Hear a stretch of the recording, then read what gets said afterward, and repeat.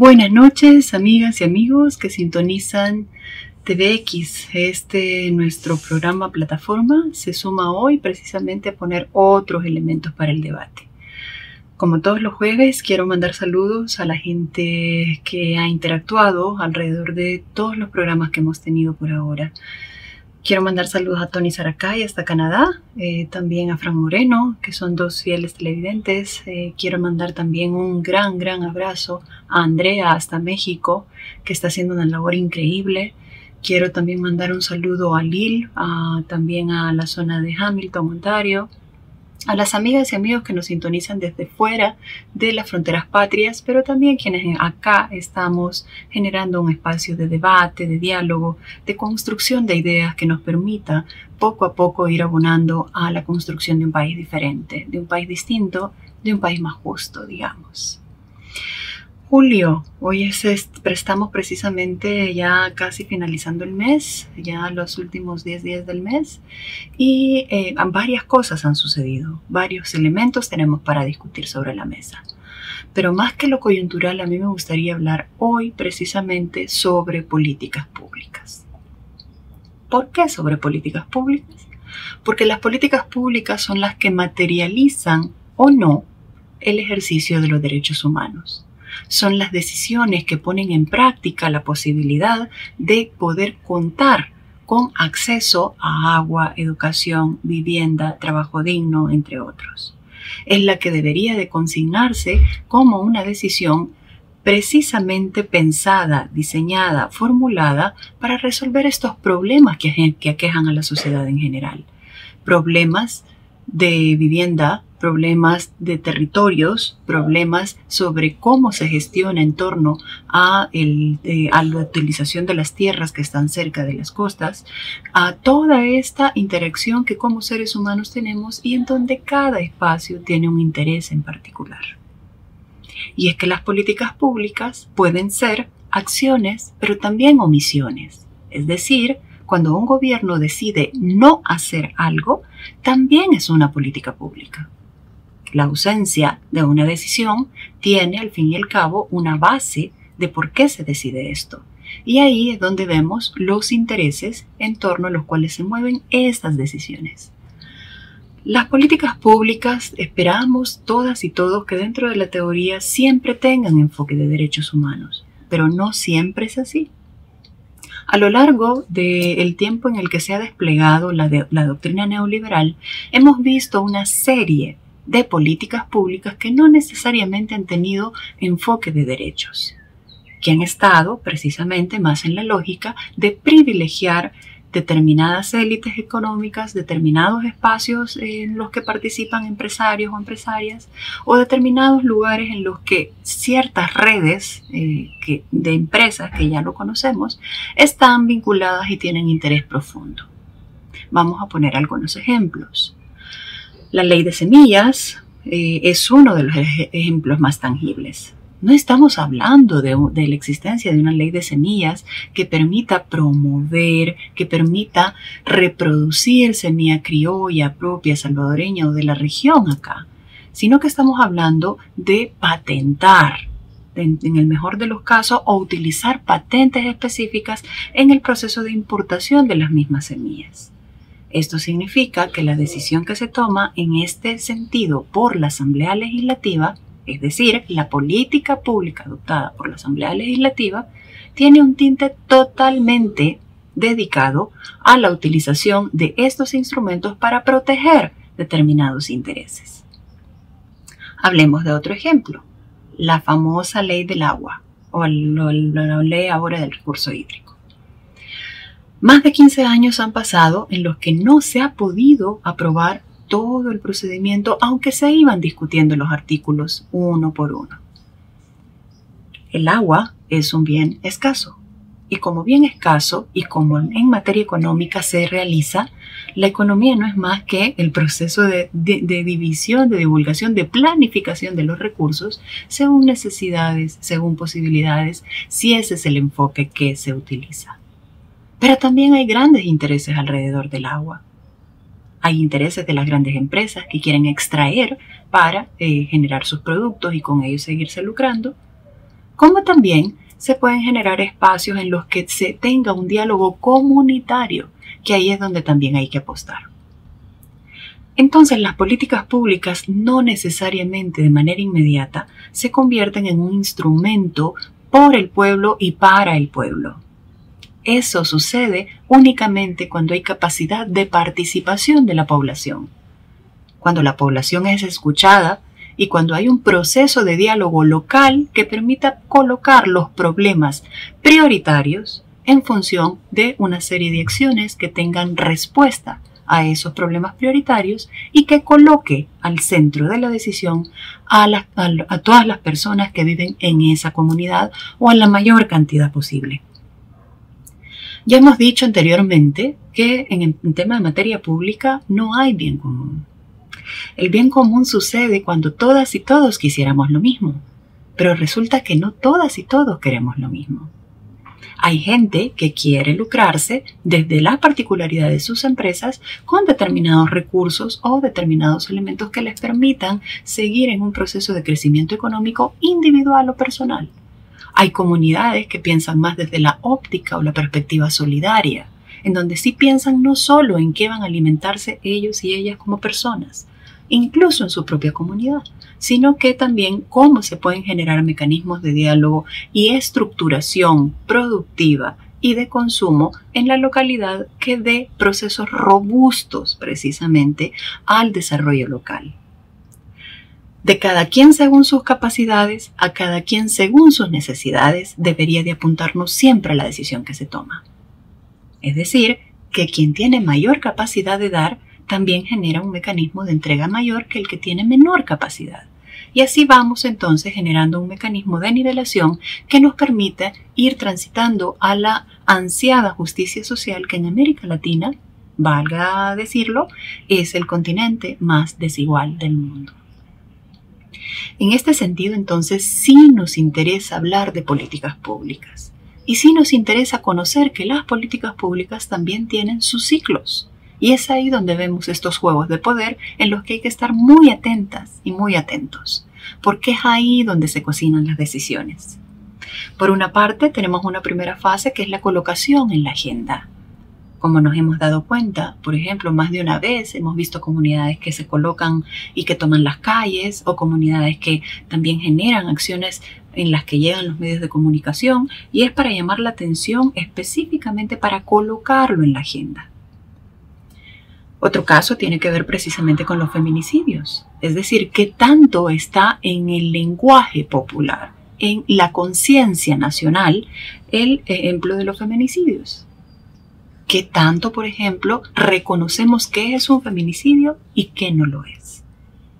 Y en ese sentido, el proceso de educación y participación política es fundamental, porque uno de los principios más importantes en políticas públicas con enfoque de desarrollo es precisamente el empoderamiento. Es decir, que todas las personas conozcan sobre lo que se está hablando, que todas las personas sean consultadas sobre lo que se está decidiendo y que todas las personas de alguna forma participen en este ejercicio de la toma de decisión que al fin y al cabo radica en eso una política pública. Luego que lo tenemos en agenda, ¿verdad? En agenda nacional, que a veces es posible, a veces no, porque hay muchos factores en donde también bloquean el interés de colocarlo en la agenda. Por ejemplo, en los últimos años fue muy difícil generar un mecanismo sostenido de diálogo alrededor de la protección social, aunque se dieron mínimos pasos. Pero esa protección social es la que está precisamente reñida con políticas públicas que obedecen a lecturas muy particulares de individuales o de élites. Ahí es donde vamos viendo cómo las decisiones se mueven en razón de quién tiene mayor peso de incidencia en esa decisión última. Cuando pasamos a la siguiente fase, pasamos al proceso de formulación. Y el proceso de formulación no necesariamente descansa en las técnicas y los técnicos que se sientan a generar un documento último con últimos indicadores, resultados, etc. No. Hay varias formas de formular una política pública. Puede ser un acto formal, es decir, puede ser a través de una ley, a través de un documento de política. Puede ser a través de una sentencia judicial, puede ser a través de otros elementos que permitan formalmente vincular la decisión con un proceso archivable y reconocible de la decisión tomada, pero también en la formulación pueden existir elementos mucho más informales, que no es la materialización formal del acto, como el simple hecho de la construcción de un puente sin que esto tenga un proceso de seguimiento. Ahí es bastante importante porque los mecanismos de planificación de políticas públicas nos ayudan a reconocer cómo estamos haciendo las decisiones que tomamos, cómo las vamos cumpliendo, qué pasos vamos tomando y cuáles pueden ser perfectibles. Al fin y al cabo, los seres humanos somos seres perfectibles, no perfectos. Y en ese entendido, todo lo que sale de nosotros y nosotras tiene que ver precisamente con un ejercicio que se puede mejorar. Es mejorable. Y cada vez que se señala algo en torno a una política pública para que sea mejorable, tiene que ver precisamente con un ejercicio de lectura desde varias voces que permite reconocer cuáles son los pasos acertados y cuáles son los pasos desacertados de esa política pública que se ha adoptado. Una vez tenemos formulado la política pública, que valga aclarar que el terreno ideal es que sea toda una política con principios, con ejercicios propios, con acciones concretas, con presupuesto designado, con ejecución incluso muy propia, con enfoques muy propios como el enfoque de género para evitar las desigualdades, el enfoque de inclusión que nos permite también incorporar a aquellas personas con menor capacidad y posibilidad de participar, y el enfoque de derechos humanos que también siempre está buscando un ejercicio no solo de empoderamiento sino que de participación y reconocimiento de las personas como sujetos de derecho, ya no las personas como beneficiarias. Esa cantidad de personas que son beneficiarias, como que si las políticas públicas fueran beneficencia, ¿no? Las políticas públicas precisamente deben de generar en su colectividad un ejercicio que permita la respuesta a una problemática sentida y, en el mejor de los casos, una respuesta justa, es decir, no a quien tenga mayor influencia de acuerdo a su situación de poder. Por ejemplo, el tema del dinero, los recursos, educación, todo lo que tenga que ver con aquello que otro grupo poblacional por razones de desigualdad no cuenta. Después del proceso de formulación vamos a la implementación, y ahí es donde es importante reconocer en la implementación no una estructura idílica o soñada de lo que va a significar esa política pública. Todas y todos quisiéramos un país perfecto, pero el mundo en general no es un mundo perfecto. Es ahí donde en las formulaciones se deben de considerar varios elementos. En la formulación es donde vamos a detectar cómo va a reaccionar, por ejemplo, la población cuando se le dice que se le va a entregar $300 sin un mecanismo ordenado. Es a través de la implementación en donde también vamos a reconocer que en la formulación de pronto olvidamos algunos elementos que fueron fundamentales para que la implementación sea efectiva. Entre ellos, el recurso asignado, la cantidad de personal que se ha pensado para que se pueda cumplir esta decisión, los mecanismos de diálogo y participación con la población. Si la población no participa, reconocer por qué no participa, porque al fin y al cabo hacia donde queremos avanzar es a esa perfectibilidad de la decisión que se toma. Y si no se toma esa decisión, saber por qué no se está tomando. Ahí es donde se abren los canales de exigencia y de solicitud directa. Después de la implementación, muy rara vez se llega en este país al proceso de evaluación, seguimiento y evaluación de la política pública. Y esto tiene que ver precisamente con dos cosas. La primera, que las evaluaciones son concebidas o entendemos las evaluaciones como un contar de costillas. Y las evaluaciones no tienen más objetivo que mejorar la acción, mejorar la decisión y cómo se implementó esta decisión que tomamos. Si nosotros y nosotras no contamos con una retroalimentación sobre cómo se ha realizado esa decisión que se ha tomado, entonces es muy difícil que modifiquemos la forma en la que estamos planteando la solución del problema. Por eso la evaluación, el monitoreo y el seguimiento son fundamentales, y en donde no puede faltar la voz de la población como usuaria directa. ¿Ven qué diferencia? Usuarios directos no es lo mismo que beneficiarios. Y es ahí donde vamos desarrollando una serie de enfoques que dignifican a la población. Las personas como sujetos de derecho que participan desde la colocación en la agenda de las políticas públicas, participan en su proceso de formulación, participan en su implementación y dan insumos fundamentales que retroalimentan la política adoptada a efecto de saber cuáles son los elementos que hay que ajustar o cuáles son los elementos positivos que lograron determinados resultados de acuerdo con la política pública adoptada. Muy rara vez se cumple este ciclo completo de las políticas públicas. Y este programa sí quiero dedicarlo precisamente a que comprendamos eso, porque en la medida en que damos los insumos sin temor, sin miedo, sin creer que me van a reprimir, sin pensar que van a hablar de mí o asumiendo incluso consecuencias que dentro de una sociedad no totalmente madura todavía pueden verse, lo logremos hacer. Hablar de políticas públicas, al fin y al cabo, incluye un mecanismo de diálogo o un mecanismo de conflicto de poderes. Porque, como decíamos anteriormente, el bien común como tal no existe. Existen intereses, existen grupos con determinados intereses y existe también la lógica del funcionamiento de los derechos humanos. Es muy probable que todas y todos tengamos un ejemplo de política pública que hable sobre esta temática, que nos represente los intereses que se han adoptado en determinadas temáticas. Y es por eso en donde siempre tenemos que estar muy atentas y muy atentos a las decisiones que se toman. Porque son esas decisiones que se toman, cómo se toman, con quién se toman, sobre qué interés se toman, que nosotras y nosotros logramos finalmente comprender a quién va representada esa decisión que se ha tomado. Dejo sobre la mesa nuevamente la ley de Bitcoin. ¿Nos consultaron? ¿Preguntaron? ¿Cuándo fue la dolarización? ¿Preguntaron a la población? ¿Consultaron? ¿O tenía un propósito específico? En el caso de la dolarización supimos que uno de los grandes salvavidas para los bancos fue precisamente el salvataje de pasar de colones a dólares por la economía internacional.